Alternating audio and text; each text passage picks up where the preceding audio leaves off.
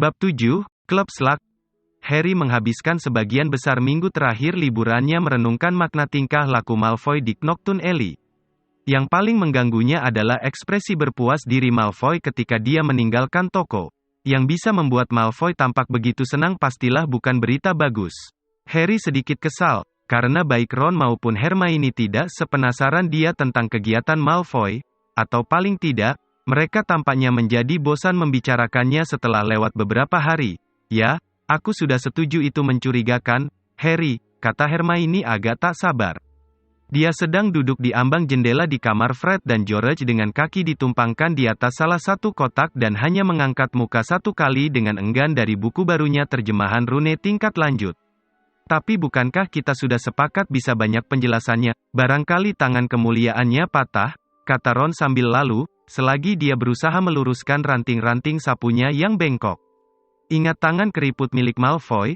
Tapi apa maksudnya waktu dia bilang, jangan lupa menyimpan yang itu, tanya Harry untuk kesekian kalinya. Bagiku kedengarannya Borgin punya satu lagi barang seperti yang rusak, dan Malfoy menginginkan dua-duanya, menurutmu begitu? Kata Ron, sekarang berusaha mengerik kotoran dari gagang sapunya, kata Harry. Ketika Ron maupun Hermione tidak menjawab, dia berkata, ayah Malfoy di Azkaban. Tidakkah kalian pikir dia ingin balas dendam? Ron mengangkat muka, mengerjap. Malfoy, balas dendam, apa yang bisa dilakukannya? Justru itu masalahnya, aku tak tahu, kata Harry, frustrasi. Tapi dia akan melakukan sesuatu dan kurasa kita harus menanggapinya dengan serius.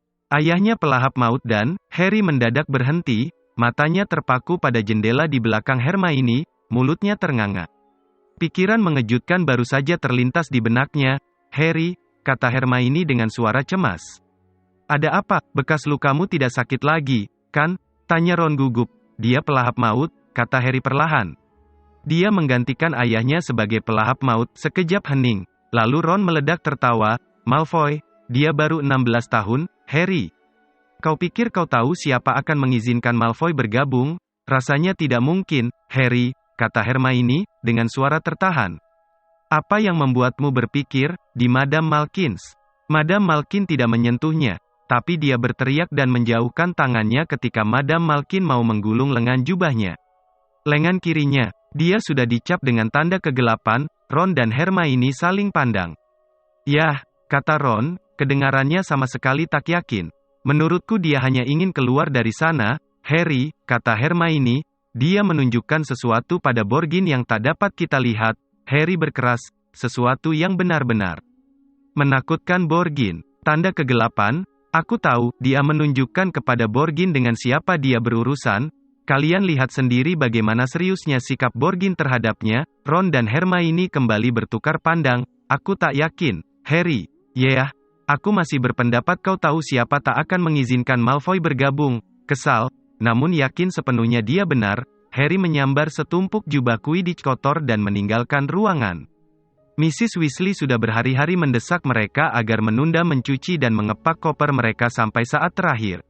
Di bordes hari berpapasan dengan Ginny yang akan ke kamarnya membawa setumpuk pakaian yang baru dicuci, mendingan jangan ke dapur sekarang, Ginny memperingatkannya. Ada banyak dahak, aku akan berhati-hati agar tidak terpeleset, senyum Harry. Ternyata benar, ketika dia masuk ke dapur, Fleur sedang duduk di atas meja dapur, seru membicarakan rencana pernikahannya dengan Bill.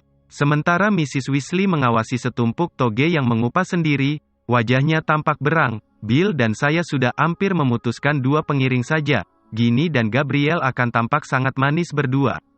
Saya pikir mereka bagus pakai emas pucat soalnya pink cocok untuk rambut Ginny. Harry, kata Mrs. Weasley keras-keras, memotong monolog Fleur. Bagus. Aku mau menjelaskan soal pengaturan pengamanan untuk perjalanan ke Hogwarts besok pagi. Kita mendapat pinjaman mobil kementerian lagi, dan akan ada Auror menunggu di stasiun. Apakah Tonks akan ada di sana? Tanya Harry, mengulurkan seragam Quidditch-nya. Tidak, kurasa tidak. Dia ditugaskan di tempat lain, kata Arthur. Dia membiarkan dirinya berantakan. Si Tonks, kata Fleur merenung, mengamati bayangannya sendiri yang cantik di balik sendok teh. Kesalahan besar, menurut saya, terima kasih, kata Mrs. Weasley masam, menyela Fleur lagi. Lebih baik kau mulai berkemas, Harry. Aku mau koper sudah siap malam ini. Kalau mungkin, jadi kita tak usah ribut pada menit-menit terakhir. Ternyata keberangkatan mereka pagi berikutnya lebih lancar daripada biasanya.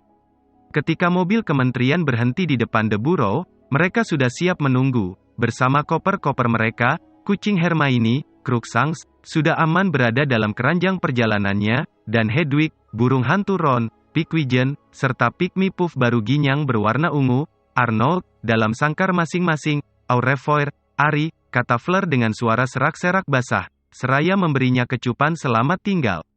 Ron bergegas maju, wajahnya penuh harap, namun Ginny menyorongkan kakinya dan Ron terjatuh, terjerembab di tanah di kaki Fleur. Marah, wajahnya merah padam, dan berlumur debu, Ron bergegas masuk mobil tanpa mengucapkan selamat tinggal. Tak ada Hagrid yang ceria menunggu mereka di stasiun King's Cross. Alih-alih Hagrid, dua Auror berjenggot, berwajah suram, memakai setelan jas magel berwarna gelap, langsung maju menyongsong begitu mobil mereka berhenti dan mengapit rombongan, mengawal mereka ke dalam stasiun tanpa bicara. Cepat, cepat, melewati palang rintangan, kata Mrs. Weasley, yang tampak agak bingung dengan adanya efisiensi yang keras ini. Harry sebaiknya masuk dulu, dengan dia menoleh dengan tatapan bertanya kepada salah satu Auror, yang mengangguk singkat, menyambar lengan Harry dan berusaha membawanya ke arah palang di antara peron 9 dan 10. Aku bisa jalan, terima kasih, kata Harry jengkel, menyentakkan lepas lengannya dari pegangan si Auror. Dia mendorong trolinya ke penghalang padat, mengabaikan pengawalnya yang tidak bersuara, dan sedetik kemudian sudah berada di peron 9/3/4, tempat Hogwarts Express yang berwarna merah menunggu, menyemburkan asap di atas kerumunan orang-orang. Hermione dan keluarga Weasley menyusulnya beberapa detik kemudian. Tanpa menunggu berkonsultasi dengan Aurornya yang berwajah suram, dia memberi isyarat kepada Ron dan Hermione agar mengikutinya ke peron, mencari kompartemen kosong. Kami tak bisa, Harry, kata Hermione, tampak menyesal. Ron dan aku harus ke gerbong prefek dulu dan kemudian berpatroli di koridor-koridor sebentar. Oh iya, aku lupa, kata Harry, kalian semua sebaiknya segera naik ke kereta, tinggal beberapa menit lagi, kata Mrs. Weasley, melihat arlojinya. Nah, semoga semester ini menyenangkan. Ron, Mr. Weasley, boleh saya bicara sebentar, kata Harry, yang mendadak mengambil keputusan. Tentu, kata Mr. Weasley, yang tampak agak terkejut. Namun toh mengikuti Harry sampai di luar jangkauan pendengaran yang lain, Harry sudah memikirkannya baik-baik dan sampai pada kesimpulan bahwa, jika dia harus bercerita kepada seseorang, Mr. Weasley lah orang yang paling tepat. Pertama, karena dia bekerja di kementerian, dan karena itu dalam posisi paling tepat untuk melakukan penyelidikan lebih jauh, dan kedua, karena Harry berpendapat tak terlalu banyak risiko Mr. Weasley akan meledak marah. Dia bisa melihat Mrs. Weasley dan si Auror berwajah suram melempar pandang curiga kepada mereka berdua ketika mereka menjauh. Ketika kita di Diagon Alley, Harry mulai. Tapi Mr. Weasley menyelanya dengan menyeringai, apakah aku akan diberitahu kemana kau, Ron, dan Hermione menghilang sementara mestinya kalian berada di ruang belakang toko Fred dan George. Bagaimana Anda, Harry? Sudahlah. Kau bicara dengan orang yang membesarkan Fred dan George. Baiklah, kami tidak berada di ruang belakang. Baik, kalau begitu, marilah kita dengar yang terburuk. Kami membuntuti Draco Malfoy. Kami menggunakan jubah gaib saya. Apa kau punya alasan khusus melakukan ini, atau hanya sekadar iseng? Karena saya mengira Malfoy merencanakan sesuatu, kata Harry, mengabaikan pandangan Mr. Weasley yang menyiratkan campuran putus asa dan geli. Dia kabur dari ibunya dan saya ingin tahu kenapa. Tentu kau ingin tahu, kata Mr. Weasley, kedengarannya menyerah. Nah, apakah kau berhasil tahu kenapa dia ke Borgin and Burkes, kata Harry, dan mengancam pemiliknya, Borgin, untuk membantunya membetulkan sesuatu. Dan dia mengatakan dia ingin Borgin menyimpan sesuatu yang lain untuknya. Kedengarannya barang yang sama seperti yang perlu diperbaiki. Sepertinya dua barang itu sepasang. Dan, Harry menarik napas dalam-dalam, ada yang lain. Kami melihat Malfoy melompat menjauh ketika Madame Malkin mencoba menyentuh lengan kirinya. Saya rasa dia sudah dicap dengan tanda kegelapan. Saya rasa dia menggantikan ayahnya sebagai pelahap maut. Mr. Weasley tampak kaget. Selewat beberapa saat dia berkata, Harry, aku meragukan apakah kau tahu siapa akan mengizinkan anak berumur 16 tahun, Apakah ada orang yang betul-betul tahu apa yang akan atau tidak akan dilakukan? Kau tahu siapa? Tanya Harry berang. Mr. Weasley, saya minta maaf, tapi apakah itu tidak cukup berharga untuk diselidiki? Jika Malfoy menginginkan sesuatu diperbaiki dan dia harus mengancam Borgin untuk melakukannya, barangkali itu sesuatu yang ada hubungannya dengan ilmu hitam atau berbahaya, kan? Aku sangsi. Jujur saja, Harry, kata Mr. Weasley perlahan. Soalnya waktu Lucius Malfoy ditangkap, kami menggeledah rumahnya. Kami mengambil semua yang bisa berbahaya, siapa tahu ada yang ketinggalan, kata Harry bandel. Yah, mungkin juga, kata Mer Weasley, namun Harry tahu dia berkata begitu sekadar menyenangkannya. Terdengar peluit kereta di belakang mereka. Hampir semua sudah naik ke kereta dan pintu-pintunya mulai menutup. Sebaiknya kau bergegas, kata Mr. Weasley, sementara Mrs. Weasley berteriak, Harry! Cepat, Harry bergegas dan Mr. dan Mrs. Weasley membantunya mengangkat kopernya ke kereta. Nah, nak, kau akan datang di rumah kami untuk merayakan Natal. Sudah diatur dengan Dumbledore, jadi kami akan bertemu denganmu tak lama lagi, kata Mrs. Weasley lewat jendela, ketika Harry membanting pintu di belakangnya dan kereta mulai bergerak. Jaga dirimu baik-baik dan kereta bertambah cepat. Jangan nakal dan Mrs. Weasley sekarang berlarian mengejar kereta. Jangan ambil risiko, Harry melambai sampai kereta berbelok dan Mr. dan Mrs. Weasley menghilang dari pandangan, kemudian berbalik untuk melihat yang lain kemana. Ron dan Hermione pastilah ada di gerbong prefek, tetapi Ginny tak jauh di depannya, sedang mengobrol dengan beberapa temannya. Dia mendekati Ginny, menyeret kopernya. Anak-anak memandangnya tanpa malu-malu ketika dia mendekat. Mereka bahkan menempelkan wajah ke jendela kompartemen mereka agar bisa melihatnya. Harry sudah menduga jumlah pandangan melongo dan terpesona yang akan diterimanya akan meningkat semester ini setelah munculnya desas-desus sang terpilih dalam Daily Prophet, namun dia tidak menikmati sensasi berada dalam lampu sorot yang kelewat terang. Dia menepuk bahu Ginny, kita cari kompartemen yuk. Aku tak bisa, Harry. Aku sudah janjian dengan Dean, kata Ginny ceria. Sampai nanti, baiklah, kata Harry. Dia merasakan denyut kejengkelan yang aneh ketika Ginny pergi. Rambut merahnya yang panjang menari-nari di belakangnya. Harry sudah terbiasa dengan keberadaan Ginny selama musim panas, sehingga dia hampir lupa bahwa Ginny tidak bergaul dengan dia, Ron, dan Hermione di sekolah. Kemudian dia mengerjap dan memandang berkeliling. Dia dikelilingi cewek-cewek yang terpesona. Hai, Harry, kata suara yang sudah dikenalnya dari belakangnya. Neville, kata Harry lega, menoleh melihat seorang cowok bermuka bundar bersusah payah mendekatinya. Halo, Harry, kata seorang cewek berambut panjang dengan mata redup menonjol yang ada di belakang Neville. Luna, apa kabar? Baik sekali, terima kasih, kata Luna. Dia menggenggam majalah di dadanya, huruf besar-besar di sampul majalah itu mengumumkan bahwa ada hadiah kacamata hantu di dalamnya. The Quibbler masih laris? Tanya Harry, yang memiliki perasaan suka khusus untuk majalah itu, yang tahun lalu diberinya wawancara eksklusif. Oh ya? Tirasnya naik terus, kata Luna senang. Ayo kita cari tempat duduk, ajak Harry, dan ketiganya berjalan sepanjang kereta melewati gerombolan anak-anak yang memandang kagum Harry. Akhirnya mereka menemukan kompartemen kosong dan Harry bergegas masuk dengan bersyukur. Mereka bahkan memandang kami, kata Neville, menunjuk dirinya dan Luna. Karena kami bersamamu, mereka memandang kalian karena kalian ada di kementerian juga, kata Harry, seraya menaikkan kopernya ke rak bagasi. Petualangan kecil kita ditulis besar-besaran di Daily Prophet, kalian pasti sudah melihatnya, ya? Tadinya kupikir nenek akan marah dengan adanya segala publisitas itu, kata Neville, tapi ternyata dia malah senang betul. Dia bilang aku mulai seperti ayahku akhirnya.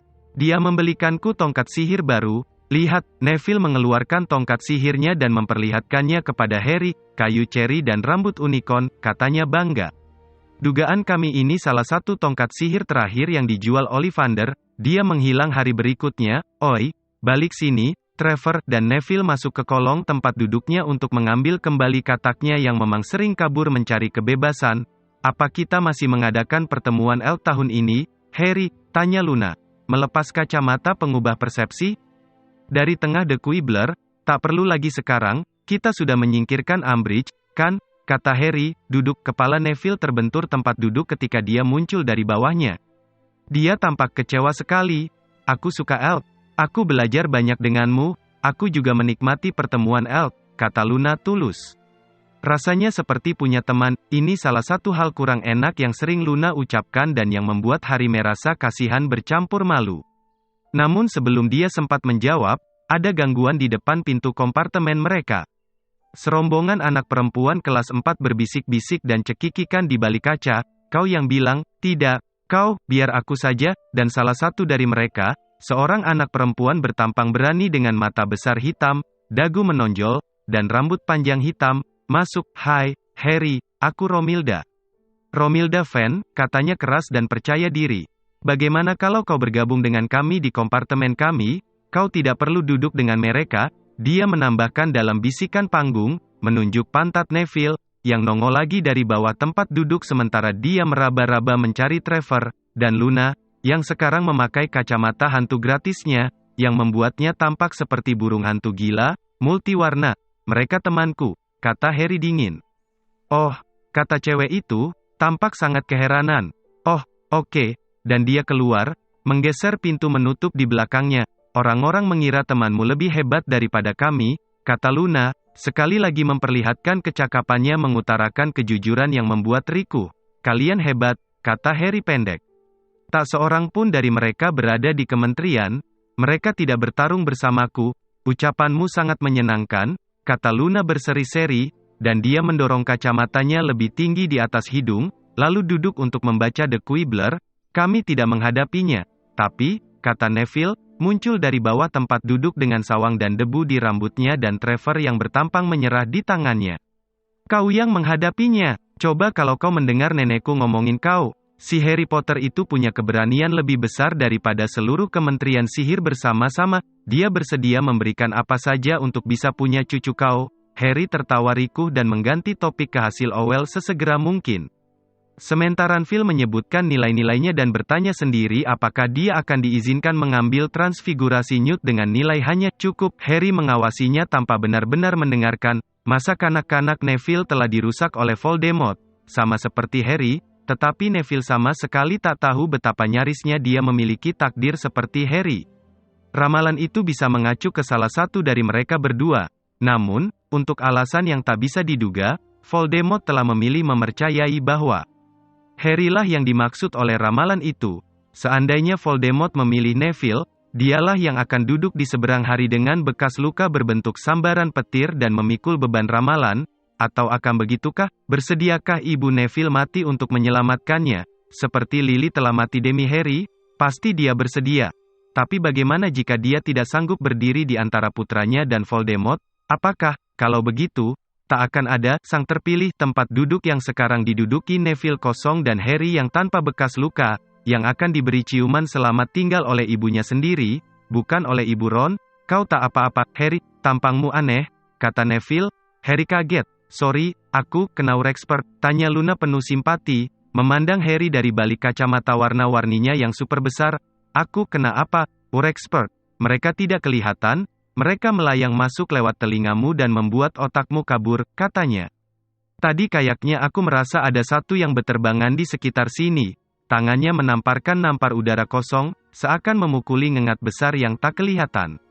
Harry dan Neville saling pandang dan buru-buru bicara soal Quidditch. Cuaca di luar jendela kereta berubah-ubah, sama seperti keadaan sepanjang musim panas.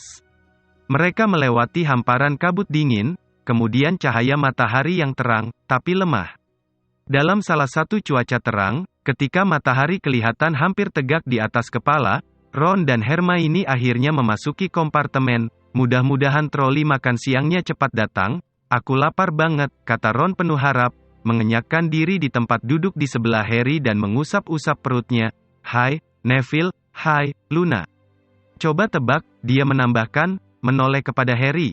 Malfoy bertugas sebagai prefek. Dia cuma duduk di kompartemennya dengan anak-anak Slytherin yang lain. Kami melihatnya waktu lewat tadi.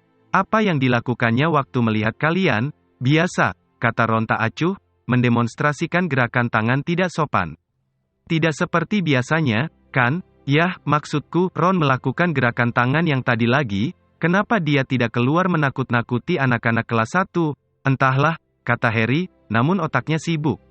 Bukankah ini sepertinya ada hal penting lain di pikiran Malfoy daripada menakut-nakuti murid-murid yang lebih kecil? Mungkin dia lebih suka jadi anggota regu inkuisitorial, kata Hermione. Mungkin Prefek Yadi kurang seru dibanding itu. Kurasa tidak, kata Harry.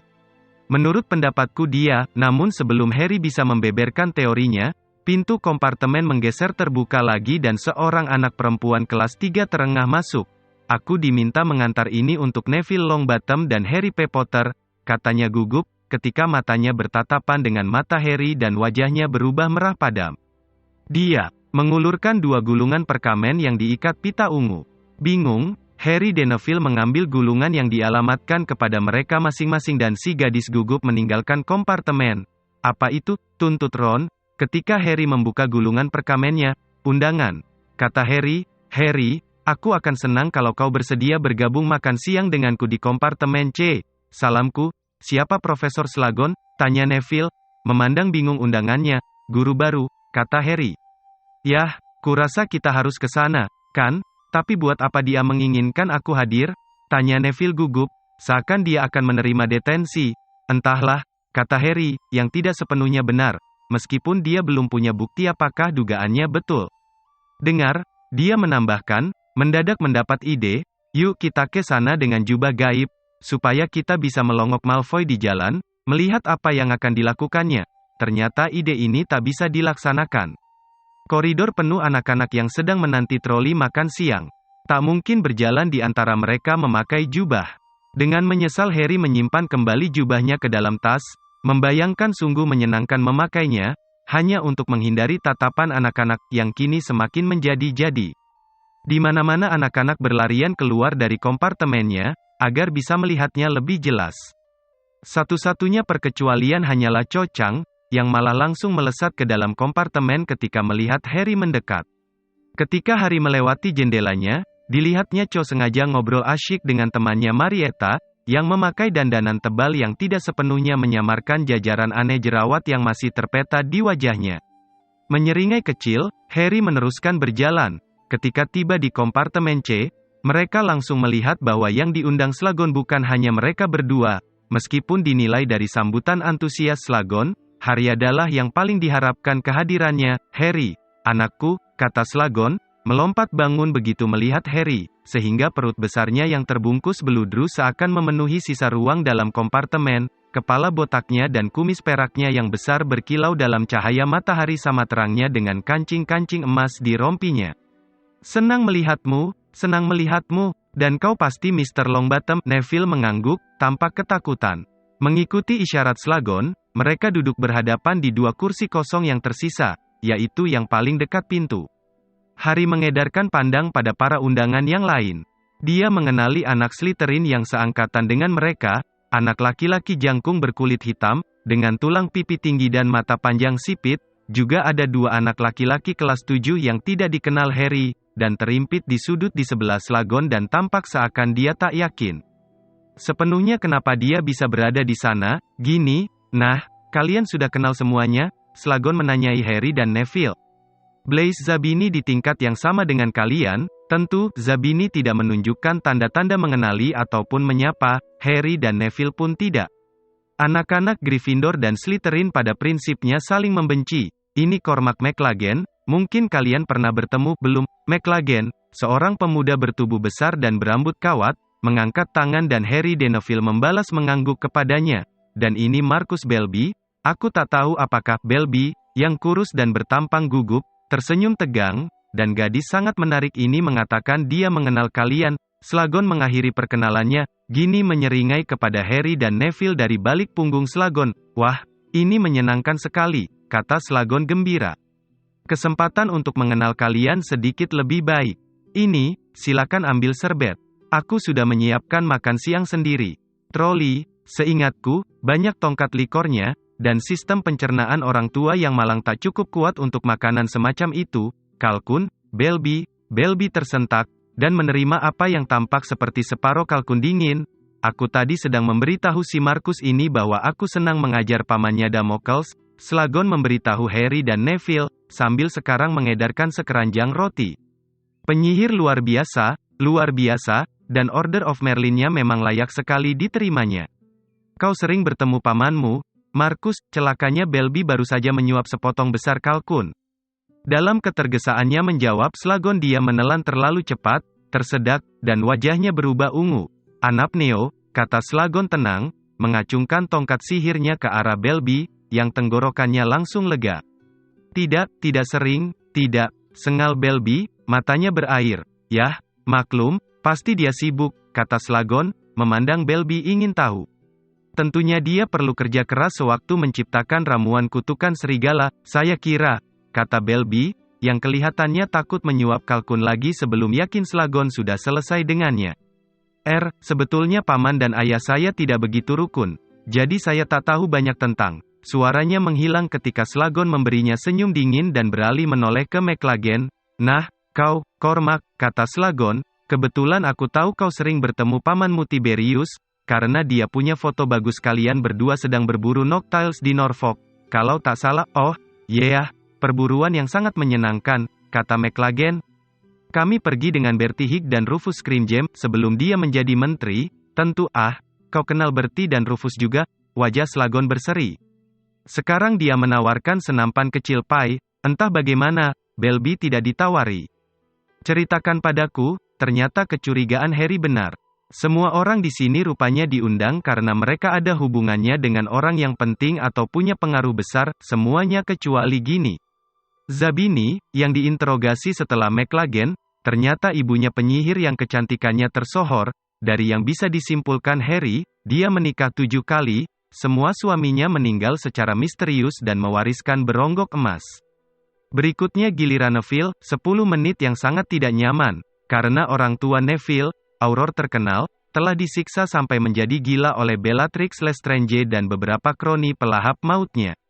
Pada akhir wawancara, Harry mendapat kesan bahwa Slagon menunda keputusan untuk Neville, masih ingin melihat apakah dia mewarisi kecakapan orang tuanya, dan sekarang, kata Slagon, tubuh gemuknya bergerak di tempat duduknya dengan gaya seorang pembawa acara yang memperkenalkan bintang utamanya.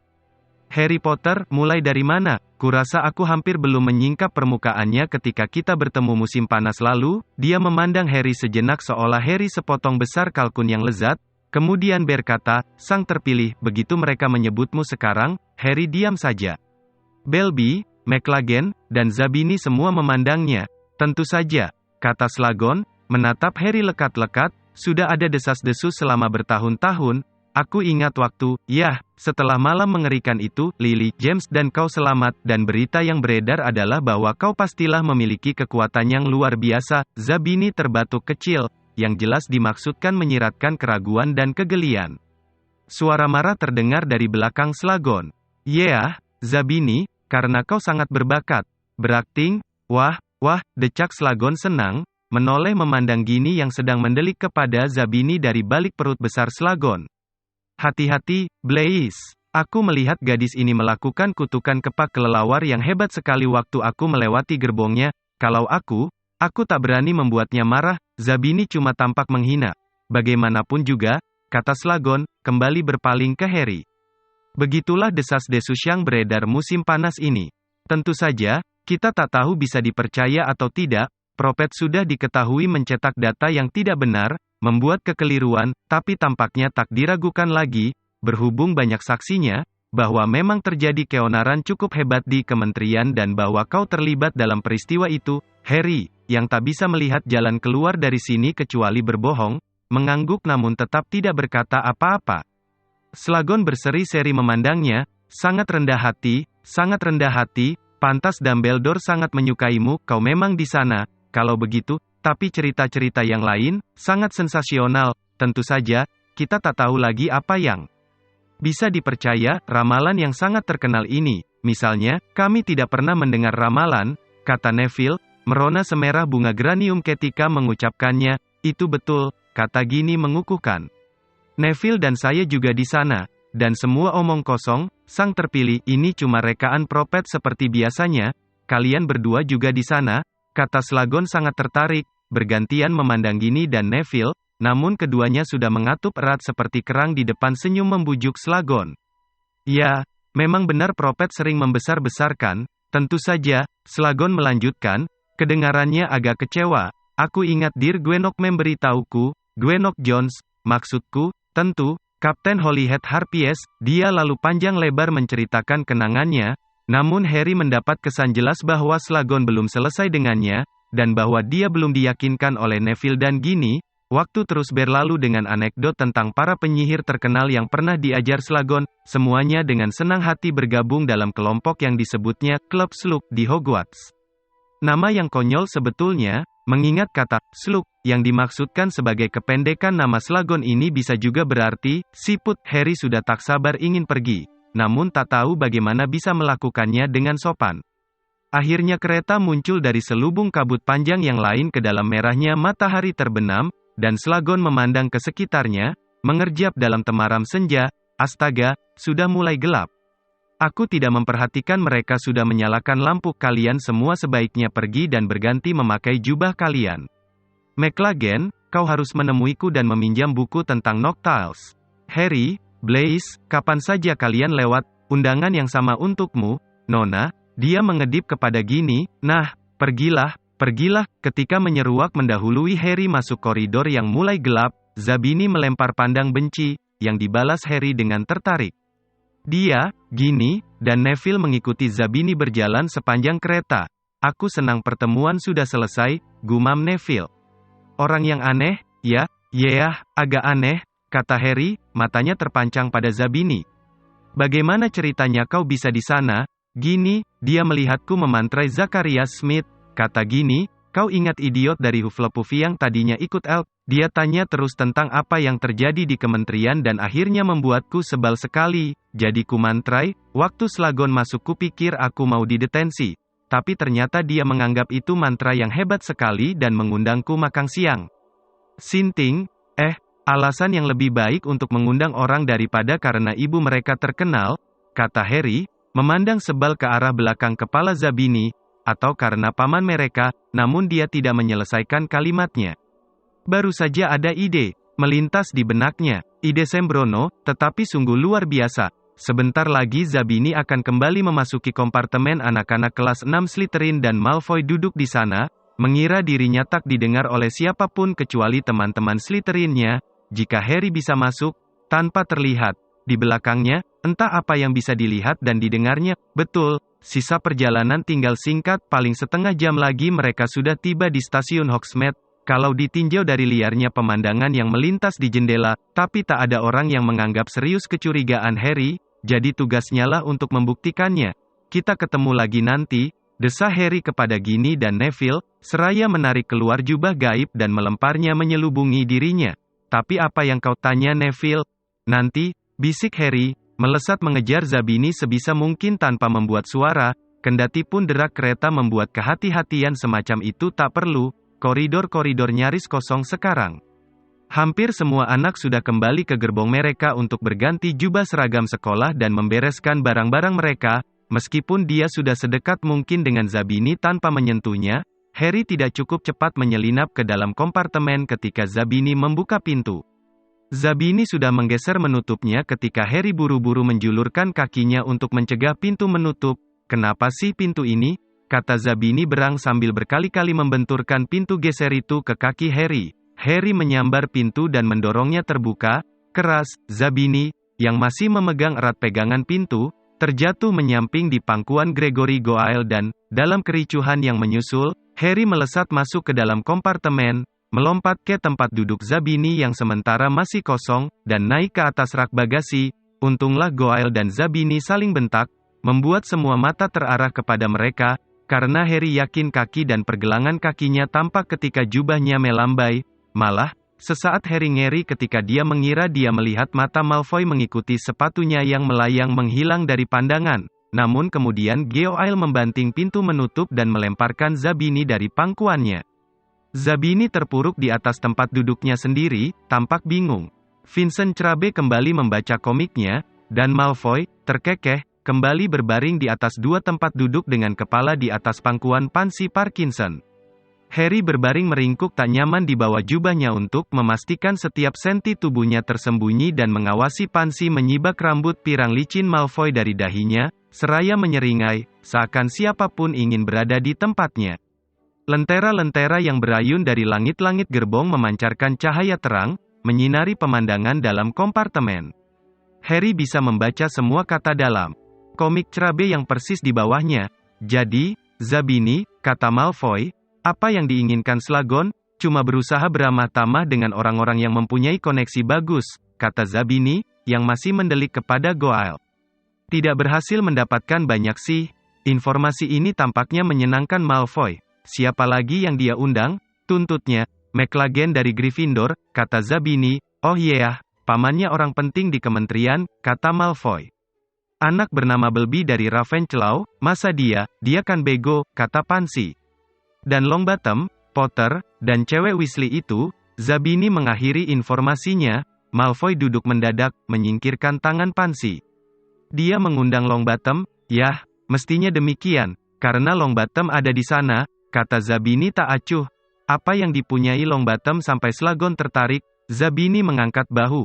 Potter yang berharga, jelas dia ingin melihat sang terpilih, seringai Malfoy, tapi si cewek Weasley.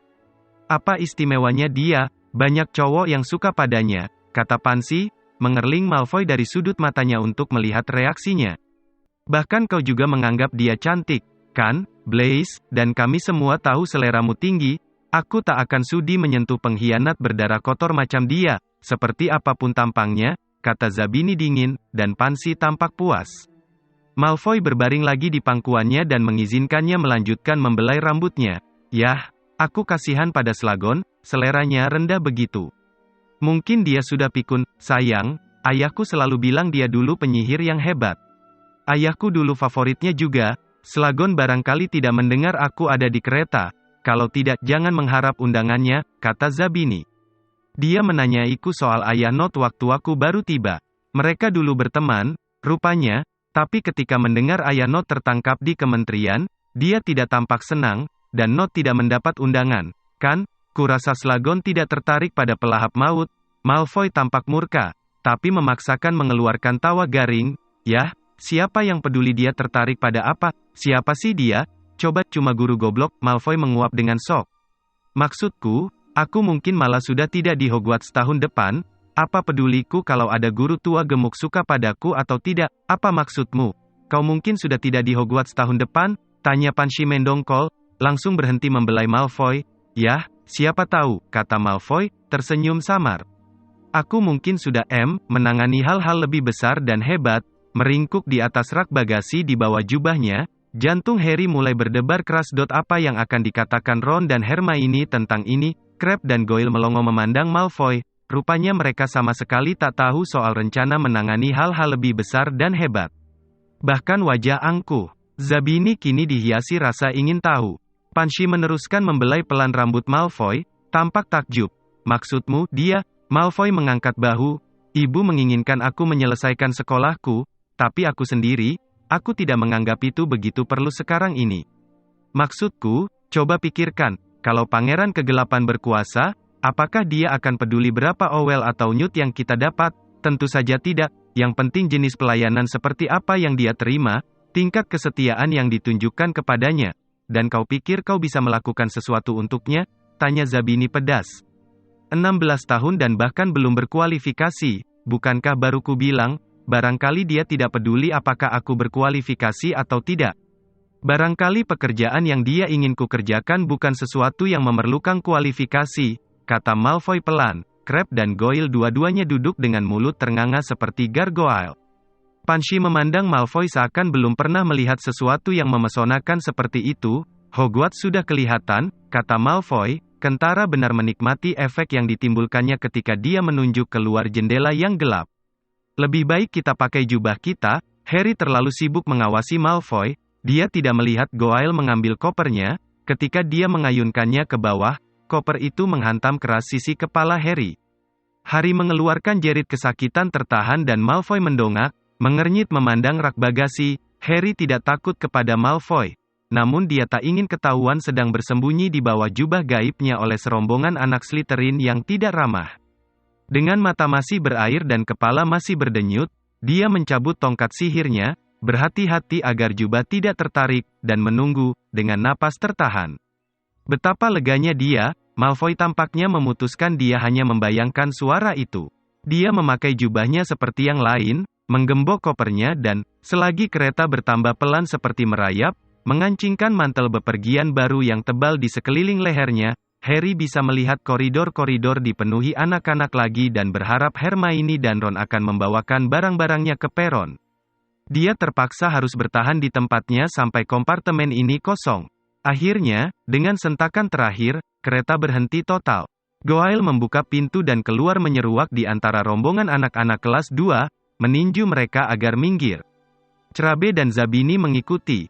"Kau keluar dulu," Malfoy berkata kepada Pansy, yang menunggunya dengan tangan terjulur, seakan berharap Malfoy akan menggandengnya. "Aku mau mengecek sesuatu," Pansy pergi. Sekarang Harry dan Malfoy hanya berdua dalam kompartemen. Orang-orang lewat, turun ke peron yang gelap. Malfoy bergerak ke pintu kompartemen dan menurunkan gordennya, sehingga orang-orang di koridor tidak bisa mengintip ke dalam. Dia kemudian membungkuk di atas kopernya dan membukanya lagi. Harry mengintip dari tepi rak bagasi, jantungnya berdebar sedikit lebih cepat. Apa yang ingin disembunyikan Malfoy dari Pansy? Apakah dia akan segera melihat barang rusak misterius yang sangat penting untuk diperbaiki, Petrificus Totalus? Tanpa diduga Malfoy mengacungkan tongkat sihirnya kepada Harry, yang langsung lumpuh. Seperti dalam gerakan pelan, dia terjungkal dari rak bagasi dan jatuh, dengan debam keras menyakitkan, di kaki Malfoy, jubah gaib terperangkap di bawahnya, seluruh tubuhnya kelihatan dengan kaki masih terlipat canggung dalam posisi meringkuk berlutut. Dia tak bisa menggerakkan satu otot pun, dia hanya bisa memandang Malfoy, yang tersenyum lebar. "Sudah kuduga," katanya girang. "Kudengar koper Goyle menghantammu, dan kupikir aku melihat ada sesuatu yang putih melesat di udara." Setelah Zabini kembali, matanya sejenak memandang sepatu Harry. "Rupanya kau yang memblok pintu waktu Zabini masuk." Dia memandang Harry beberapa saat. "Kau tidak mendengar sesuatu yang penting, Potter, tapi mumpung kau di sini," dan dia menginjak kuat-kuat wajah Harry. Harry merasa tulang hidungnya patah, darah muncrat kemana-mana. "Itu dari ayahku." Sekarang, kita lihat, Malfoy menarik jubah dari mengerudungkannya di atasnya. Bawah tubuh Harry yang tak bergerak dan, "Kukira mereka tak akan menemukanmu sampai kereta sudah tiba kembali di London," katanya pelan. "Sampai ketemu lagi, Potter, atau tidak," dan dengan kompartemen. Sengaja menginjak jari-jari tangan Harry, Malfoy meninggalkan